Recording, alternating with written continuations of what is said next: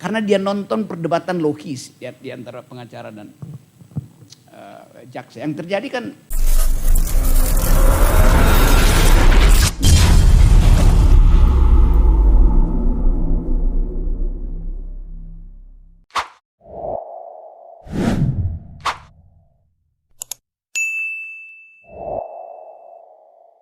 silakan pertanyaan si Mbak tadi, itu yang di belakang.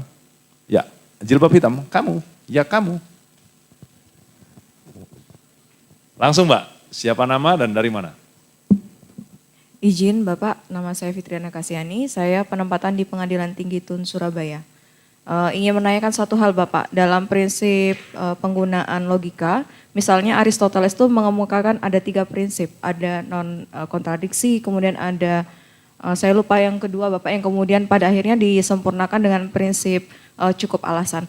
Pertanyaan saya adalah, bagaimana penerapan atau adakah batasan terhadap penerapan prinsip-prinsip logika itu dalam upaya menemukan hukum? Terima kasih.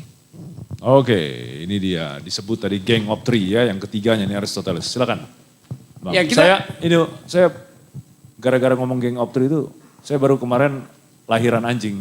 Saya kasih nama itu Gang of Three. Ya, ada 4, tapi yang pertama saya kasih nama Pythagoras. Ya, sisanya Socrates, Plato dan Aristoteles.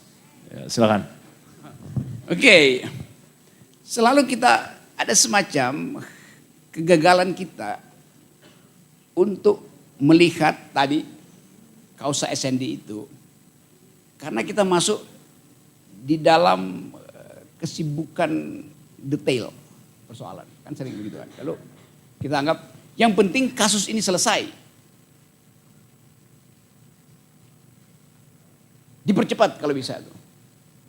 Bayangkan kalau kita tunda sedikit kasus itu, walaupun kita tidak menganut prinsip stare decisis, kita nggak nganut itu kan, keputusan hakim itu ngikutin keputusan sebelumnya tuh. Tetapi kalau itu dimasyarakatkan di kalangan hakim, akan terjadi kontak tidak langsung bahwa oke, kasus semacam ini udah begini polanya tuh, logiknya begini nih. Memang itu yang membatalkan pemasukan pengacara. Tetapi kita mesti coba kurikulum semacam itu, kendati fondasi filosofi kita berbeda, kita masih pakai kitab itu, bukan sistem Anglo-Saxon. Tapi kita bisa ungkapkan itu dalam upaya untuk tadi memparsimonikan pengambilan keputusan. Membuat dalil itu lebih ringan untuk dianalisis itu. Saya pakai istilah tadi parsimoni, masih ingat ya tadi? Best explanation-nya apa itu? Walaupun secara deduktif kita menganggap tidak cukup keputusan itu diambil secara deduktif. Dia menolong kita untuk melihat persembunyian hal-hal yang tidak kasat mata dalam kasus itu. Itu pentingnya fungsi logika di situ tuh. Tapi kita nggak tahu kenapa nggak ada, karena tidak ada perdebatan di dalam pengadilan, itu masalahnya tuh. Kalau kita lihat sistem pengadilan di luar kan tektok logikanya kenceng banget, retorika, logik itu masuk semua di situ kan. Jadi mungkin satu waktu nanti kita coba cari kurikulum yang memungkinkan seorang hakim itu plastis di dalam melihat kasus, karena dia nonton perdebatan logis di antara pengacara dan jaksa. Yang terjadi kan ya itu semuanya buka kitab itu kan. Padahal sebetulnya kenikmatan menonton pengadilan itu kalau logikanya main deng. Itu akan ada problem lagi bahwa nggak begitu sistem peradilan kita. Tapi kita bisa coba itu untuk memungkinkan lebih cepat kita tahu duduk perkaranya tuh. Dapat nggak poin itu ya? Jadi fungsi logika ada di situ, mempercepat pemersoalan kendati faktanya kurang. Itu fungsi logis di situ tuh. Seringkali kita mesti berpikir tanpa, kalau datanya kurang apa yang mesti kita lakukan? Yang kita pastikan walaupun datanya kurang, tapi reasoning kita itu tidak boleh cacat. Itu prinsipnya, prinsip parsimoni tadi ya. Oke. Nanti dilihat ya, dapat ya poin tadi ya. Oke. Siapa lagi? Oke, cewek, cowok, satu, belakang. Oke lah, cewek dulu. Ya, supaya saya nggak dibilang misoginis. Silakan. Ya, terima kasih Pak. Saya Cindy Siska Silvana dari Pengadilan Agama Kabupaten Malang. Jadi di satker saya ini Pak, perkara kedua terbanyak itu ada dispensasi kawin Pak. Nah, yang saya tanyakan di sini tuh, di kebetulan putusan dispensasi kawin itu kebanyakan karena sudah hamil. Jadi kebanyakan yang sudah hamil itu pasti selalu diputus dikabulkan gitu Pak. Nah, yang saya tanyakan di sini bagaimana logika dan dialektika nalar kritisnya gitu Pak. Sedangkan kalau misalnya kita lihat lagi bahwa belum tentu yang hamil itu secara personally bisa kuat siap mentalnya, ekonominya juga gitu. Jadi rata-rata itu yang saya temui memang dikabulkan karena semata-mata takut gak ada bapaknya gitu Pak. Ya, terus kemudian kalau misalnya itu dikabulkan itu kan juga bertentangan dengan tujuan pemerintah juga untuk mengurangi angka stunting kan Pak. Itu kan salah satunya disebabkan juga karena ada dispensasi kawin itu. Nah yang saya tanyakan di sini bagaimana logika dialektika dan nalar krisisnya dalam pemutusan perkara dispensasi kawin ini Pak. Supaya nanti ke depannya kami ini juga ada gambaran bagaimana cara berpikir. Terima kasih. Terima kasih. Teman-teman peradilan umum tahu gak dispensasi kawin itu? Bukan berarti kau boleh kawin lagi itu. Dispensasi kawin itu adalah ya izin yang diberikan oleh pengadilan, terutama pengadilan agama, ya di dalam lingkup Islam itu buat mereka yang di bawah umur, lalu kemudian harus berhadapan dengan kondisi dia harus menikah, ya. Anak-anak di bawah umur nggak boleh menikah, tapi melalui izin dari pengadilan itu dimungkinkan. Tadi konteksnya karena dia sudah hamil duluan, apa ya harus dikabulkan terus? Jangan-jangan ketika dia hamil itu cuma dia main-main saja, dia nggak pernah berpikir. Namanya anak-anak kan nggak memiliki kemampuan untuk berpikir secara matang. Anak-anak di Eropa pun juga usia di bawah 18 tahun itu ketika kemudian ada pesepak bola tersohor hebat itu dia melakukan hubungan seksual dengan seorang anak, dikejar itu. Karena itu mereka sebuah kejahatan. Itu sudah menjadi sebuah kesepakatan kalau anak-anak itu nggak memiliki kemampuan yang matang untuk mengambil keputusan. Nah, kamu berpikir kritis, boleh gak itu kalau nggak kita kabulkan? Nah, silakan, Prof. Ya, saya justru mau ajukan kasus saya itu.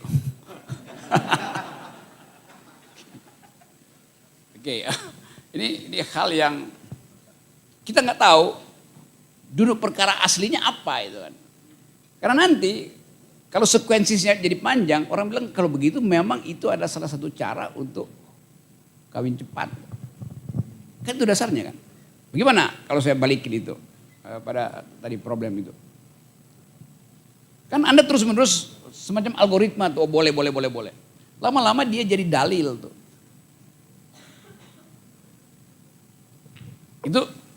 Itu bagian yang menguntungkan orang yang memakai keputusan itu. Tapi bagi orang misalnya yang tidak menginginkan perkawinan, memang dia cuma mau rekreasi tuh. Kenapa disuruh kawin? Bertentangan dengan agama itu urusan akhirat dia mau dihukum, jangan-jangan justru dia jadi contoh bagus dalam satu kebudayaan tertentu. Jadi pertimbangannya apa itu? Karena memang dua makhluk yang bercinta, kalau hamil memang dia ingin kawin. Siapa yang bilang? Begitu banyak kasus. Dan orang gak mau kawin. Karena sifat dari institusi itu menyebabkan keintiman itu, intimasi justru berkurang itu. Kan percintaan itu adalah daya energi kita untuk memelihara kehidupan. Perkawinan membatalkan energi itu. Hati-hati, tahan. Ya. Cuma mereka yang baca bukunya itu 5-6 kontainer yang bisa ngomong begitu. Terus jangan dibikin sesat.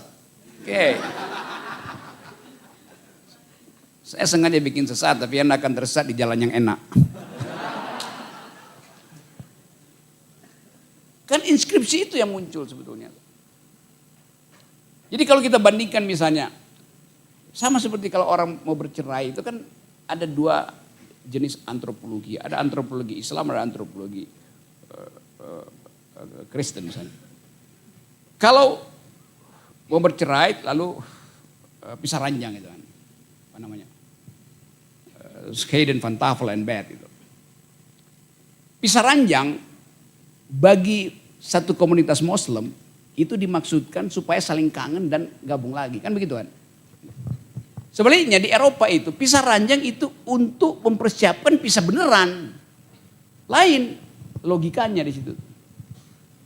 Jadi kalau kita masukkan itu, oh dia pisah ranjang, tunggu dulu, di mana? Di dalam kultur mana itu? Dibikin percobaan dulu dalam masyarakat Katolik. Supaya mereka bersatu kembali, maka ya pasangan yang sedang cekcok ini dimasukkan ke satu kamar, cuman dikasih satu piring dan satu gelas supaya mereka bisa akrab kembali berbagi. Dari 100 kasus cuman 2 yang berhasil. Apa penyebabnya? Menganggap bahwa institusi itu sudah selesai. Tapi kan ada asumsi lain, loh, kan sayang ini nanti sesuatu yang kudus. Iya, tetapi kondisi antropologinya tidak lagi memungkinkan disatukan itu. Sama seperti kasus tadi nanti. Memang dia merasa bahwa ya kalau jadi kawin justru nanti dia cepat cerai itu. Ya. Yes. Lalu dia ulang lagi kan. Lalu kasusnya datang ke kamu lagi. Lalu kamu tanya lagi di sini. Ya. Oke, ya. Jadi pilihan pragmatisnya buat pengadilan itu diberikan izin atau ditolak itu? Ya, coba. Kalau saya nanti saya WA.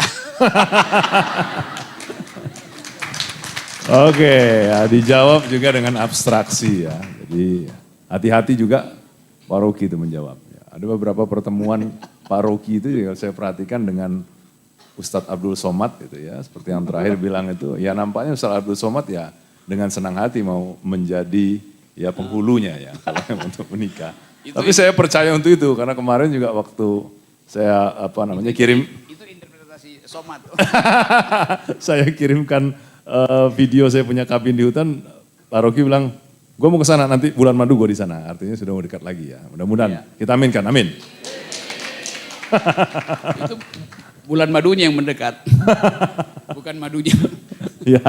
ya karena saya nggak tahu, tapi memang itu ada di alam pikiran beliau ya. Tapi yang saya tahu, alam pikiran beliau ini adalah Kantianism ya, Immanuel Kant. Immanuel Kant juga pada akhirnya nggak menikah sampai kemudian meninggalnya beliau ya. Saya nggak tahu ya. Maksudnya tidak menikah dalam konteks kelembagaan itu ya. Tapi ini dekat kayak sebentar lagi. Kalau ada ajukan pertanyaan saya jawab.